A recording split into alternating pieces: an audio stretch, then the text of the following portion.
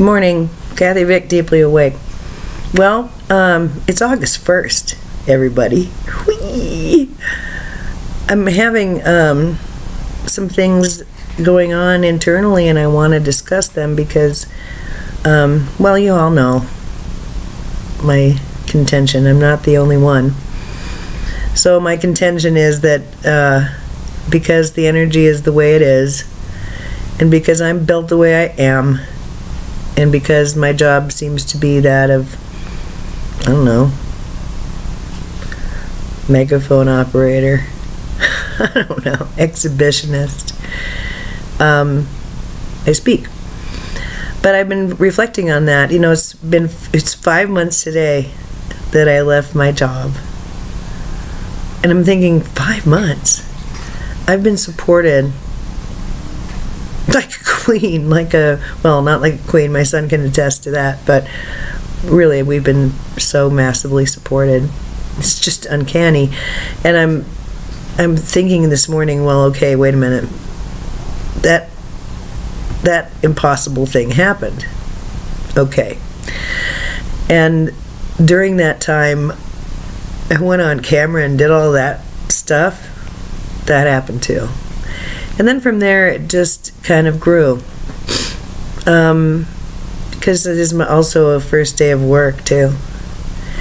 And part of it is, you know, I always thought, okay, I have to go back to nursing. And that somehow that meant I don't know, I always equated it with being naked in a way, or being false. Maybe being false rather than naked. Yeah, I never felt naked nursing. Yeah, but like it was really not just, it wasn't me. And I didn't really get that this non-vanilla part of me gets to come with everywhere I go. It took me some time to figure that one out. It took me some time to own it. I mean, I think it bears witness. What, 5 years ago? I slept in a recliner. I was on CPAP. I was literally like a physical bowling ball. I didn't have a waist. I was just this mass of flesh, about 300 pounds. And I really didn't mind it at all. I liked it. And I had been fat since about 95. I made a very conscious decision. Want to hear it? Well, I was looking really good. I'd been through Weight Watchers, and I was activated, and I had friends, and I had love, and la la la. I'm walking down the street, and this dude is walking past me like that. And we pass each other, and I look back, and he's checking me out. And I was looking good that day, don't get me wrong. It was appropriate behavior on his part. However, what that did to me was, I thought, you know, because I was new to being pretty. You know, a year ago, when I was fat, he wouldn't have looked twice at me. Fuck this shit. I gained a whole bunch of weight, and I didn't stop being fat until 2011, 2012. It's like, if that's really, it just seemed like this really false thing. Oh, really? The only way I'm going to get any kind of pleasantry, because it's true. I mean, if you're fat, I've found that to be true. Being fat helped me have no eye contact. It helped me feel invisible. And so I've needed some time to get used to not being invisible, because I really liked it. I liked being desexed. I liked having that off the table, because it just was just too much. Obviously, I couldn't figure it out. I'd had a number of attempts. So I kind of gave up on all that stuff in 2003. So here I am at the end of whatever, 2011, into 2012, losing weight, beginning to look a little fetching, and I don't know, having gigantic spiritual events, and doing this brand new thing, and considering myself a writer, and all this stuff, right? So I'm deeply awake, but it dawns on me very slowly. Oh, one night, I don't know, a couple of years into it, oh, holy crap, I'm a published author, I thought to myself one night. Anybody in this hospital, any patient who wanted to, could go boop and read an essay. That means I'm a published author. And then, I don't know, last year I met somebody at the Spangle concert, just out of the blue, just sitting there. They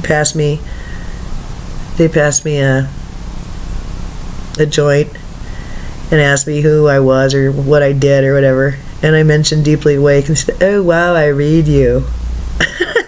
I'm famous. That's the definition of fame to me.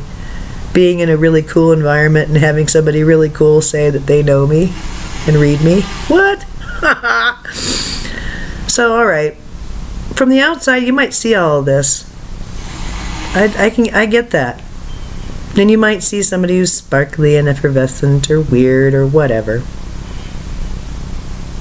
So, it's not what I was seeing. It just isn't. I often thought of myself, literally I often thought of myself as disfigured when I was fat.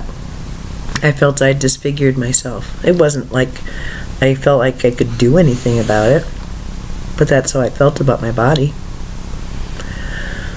And, you know, I did it very purposefully to get out of some things. So, then that sort of reversed itself. And then slowly, I began to realize that, oh, people really do think highly of me. Interesting. And then I realized that men actually find me attractive. Ooh, interesting. But still, it just had a sense of unreality to it. Obviously. Doesn't it all seem to make sense that I have is a sense of unreality? Because I've had to write about it for I don't know how many years, and I've been on camera about it for about 4. It doesn't mean that I'm dumb or stupid. It means that this is how I'm built in order to make it have words. My feeling is that there is a psychology to awakening. It requires certain internal abilities and willingnesses, and you can be more able and willing if you know what the hell's happening. But my whole tenet is that everybody changes. Everybody can change, I mean significantly. That's sort of the idea. But, you know, a lot of people don't want to, and a lot of people don't have to, because they're perfectly fine. That's what I was thinking yesterday. So here I am, this little changeling. Okay, fine. So I signed up for this cocoon thing. Now, some people have had their cocoons like 20 years ago. Fine. Some people never needed them. Some people just, you know, are just naturally in alignment and balanced. Well, right on. I came in with this soundproof booth, and it made it feel as if I couldn't really feel what was happening around me. And when it was really good, I couldn't really totally appreciate it. When it was bad, yeah, I could wear that shit into my bones. But the good stuff, it was really hard to take in and own. And I think it just had to be done incrementally. So, anyway, I know that I've come to you many times and said, well, this is the end. I'm saying goodbye. And each time it's been a shift from one expression to another. And truly, what I've been working on the last couple of weeks, especially at night, I wake up in the morning and the thoughts are very consistent night to night, which should say something, because I don't remember what happens in the morning unless I write it down. And for me to see boom, boom, boom, boom, with regularity, the same information being further embodied night after night, I think that dreams can be used as a theater of consciousness and reality, so that ways of being are easier to inhabit when you're physical. And that's part of what I'm feeling is I had been feeling very like power down. Like I just didn't have the power. I knew what was required. But every time I even thought about going forward, I just felt so defeated I couldn't even start. Just defeated. And I think that part of that had to do with being concerned I was going to do it wrong, of course, which is silly. And but you know, these fears are fears, and they're whatever, blocks or whatever. They're devices. But I would always think in my head, well, you know, there's a reason for this. It's all purposeful. Why would I be going through this unless it were purposeful? So, okay, here we go. And that's how I'm feeling now, and it requires new behaviors, which I'm doing, and that's been good, and it's breaking through fear of behaviors that are actually quite functional and helpful. I know, it's fucked up. Being afraid of that, what's going to bring you happiness? Oh, okay, yeah, that makes a lot of sense, Kath. Whatever, Dorcas. I get over it finally. But you know, whatever. Everyone's allowed to be as dorky as they need to be, and I was dorky about a couple things. Why not? I've had however long from the time I was in my 90s. When I was in my 90s, in the 90s to the 10s of you know, being fat and feeling ugly and untouchable and disfigured. That's a long time to think that, okay? And to see myself as some bland, vanilla, asexual person. It took a while to get out of that, okay? And it took making mistakes, and it took, I don't know, running into walls. And being told no, and being hollered no. Okay, whatever. So, I think I have my bearings. At the very least, I think that what I made plain is that I have a better sense of self and a better sense of humor, hopefully. Because in the end, I mean, I know what's behind a lot of this is just being pissed. Just being pissed. I don't wanna. That's pretty much what my life has been, a statement of saying, oh really? Yeah. You say I have to? I think not. That's pretty much. So now I can take that little rebellious bitch and put her where she belongs, which is sort of right here, but in a non-threatening, non-confrontational way. Because I really haven't wanted to move forward single. I've not wanted to move forward, you know, I don't know. I haven't. And I haven't been wanting to walk forward. And, here, look at me. Baby steps, wee! And I haven't fallen once today. So, yeah, it's a big day. I feel like there's just been some, I don't know, loosenings. And last night, oh my God. Every now and then, just waves of it. And I would just physically have to say, oh my God, I'm so sad. Oh, Jesus, I'm so sad. And it was hitting me, just wave. And it was doing that. The emotions have been really, really big. And I think you know, there comes a time where you just have to get over it. And yeah, I'm working on, you know, a relationship thing, but it's also just about all this other stuff of work and of finances and of just I know that some people are totally functional and happy, and they just go from day to day going la la la la la and picking flowers. I'm aware of that. Are you one of them? You don't have any big things happening, and you don't question your reality, you don't question your God, you just are pretty tight, right? Well, that's good. I wasn't. Sometimes still I'm not. And yet I know I also, that does not in any way, I don't think it does, take away from the esoteric stuff and the spiritual stuff.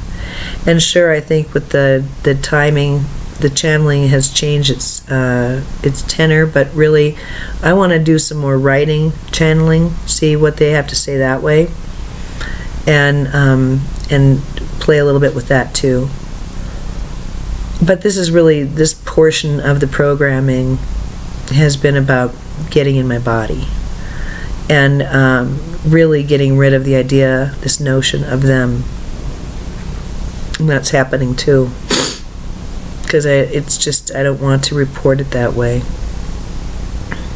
I have a semi-porous membrane between myself and a bigger, more multidimensional reality.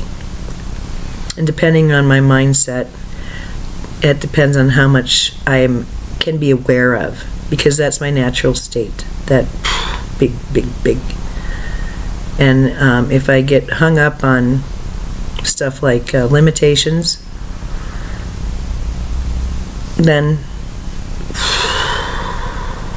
these overlays or the constriction or whatever, the problems, shuts down the flow. And really the whole idea is that I'm all that. And those wild moments are, sure, there are peaks. But the question is, isn't it, how high can you keep the vibration consciously? And then the issue is, well, how do you know your vibration's high? Well, because it's all unicorn farts and glitter. That's how. And you never feel mad. And you never have a bad dream. And you never have an accident. And if any of those things happen, you're doing it wrong.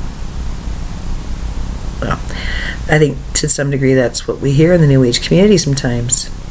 And it's not true. My feeling is that the conflicts, the things that bring you up cold and make you feel that big, well, that's your work. That's sainted. And it's really okay to be confused. It's really okay to not have your shit together. It's really okay to not understand. I mean, how can I fault another person for that? I just really think it's time for identifying that we're all in this together and that there are no enemies. But, you know, sometimes there are enemies. In any case, I think I'm done with this part anyway. I'm glad it's August 1st. I'm looking so forward to the Lionsgate this year. I really am. And I'm so looking forward to September. I really feel like there's just I don't know, sort of like a release. It feels really, really good the further we go. I'm really glad we're done with July. July is always a little tricky for me. And I like how I came out of my fractals. There were a lot of them. I thought there were only 2. There were many. And of different, timing, but wow, lots of fractals.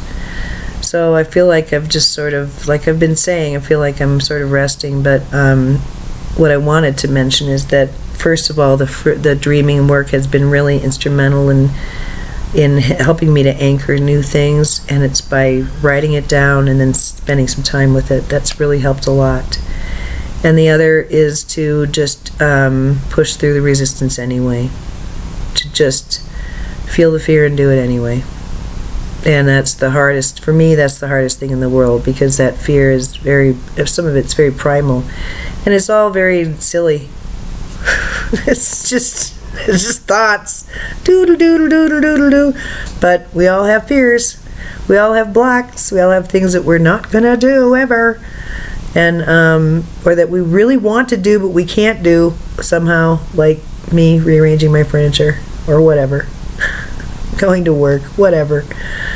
Pick your block. So whatever.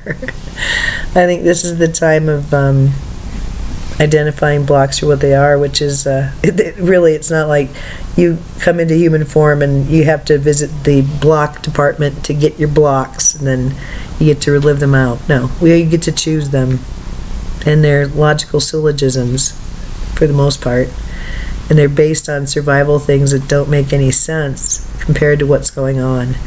And that's, I think, the bottom line to this, is that, okay, if it's true that I've had this one way of living as a big girl who didn't get any play and was pissed a lot of the time and really, really, really, really scared all the time and really butthurt all the time and always felt excluded and always felt whatever. And then there's this other person who was always there, who always made me go out and try, and who had her periods of happiness. Well, I think that sort of is the idea, this eccentric part of me that I have somehow sometimes put down and tamped down, and that's always got me into trouble. Always.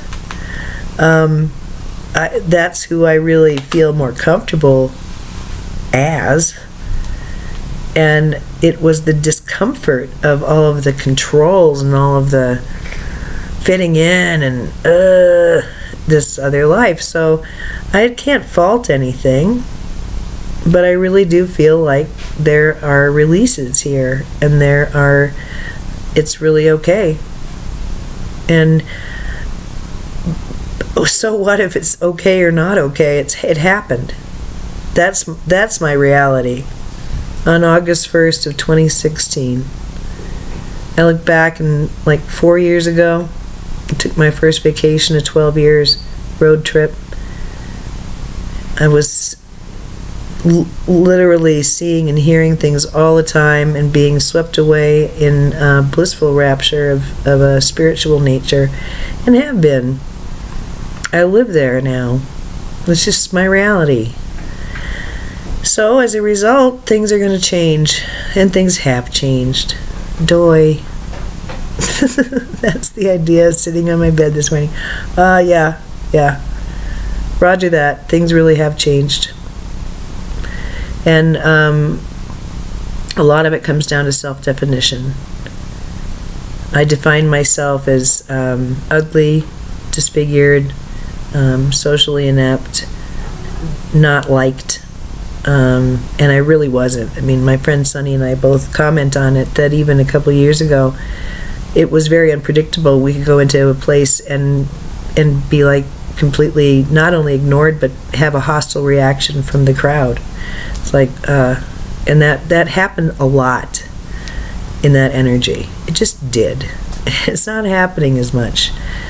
Maybe partly it's by where I'm hanging out, but partly it's just people.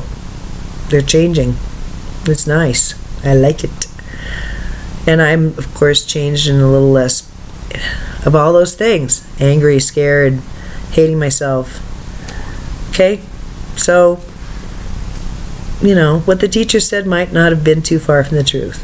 Why? Why is it like this? Why am I so hobbled? Why? Well, it's so that somebody can say, oh, look, if she can do it, so can I. Wah, wah. So, yeah, maybe that's it. That's a lot of pressure, man. Alright, so today is a big day for me, and I'm going to get going and start doing it because I'm ready. And I'm wishing you happiness today, peace, deep peace, and quiet in your soul. That would be a nice thing. If you want it. A lot of people don't, but if you do, I hope you have a lot of it. And I hope that you have small joys and kindnesses all day long. Just little shots of, oh wow, Wow. Wow, life doesn't suck. Wow, life's pretty good. Wow. Oh, that joy. That's really important. So important. All right. That's what I'm going to do. I'm going to work too, though. Industry. Being honest with myself and doing what I know I need to do, even though I might not like it. So, do it anyway. It's good for you. That's my advice to me. Feels good to be through the needle eye. Feels good to be almost home. Sure, there'll be things that I'll have to redress, but I have hope in a brand new way, and I feel confident in a brand new way, and I feel strength. Just because I had lost a lot of hope and a lot of power. And I don't know when that happened. Maybe it happened when I was in elementary school, I don't know. But this gaining of self-acceptance and self-worth and self-love and self-understanding, I guess. And really wanting to give that to other people, not really knowing how, and messing up a lot. I do my very best. And I think that I've done a pretty good job overall. I'm learning, so I guess I'm allowed to fall back on my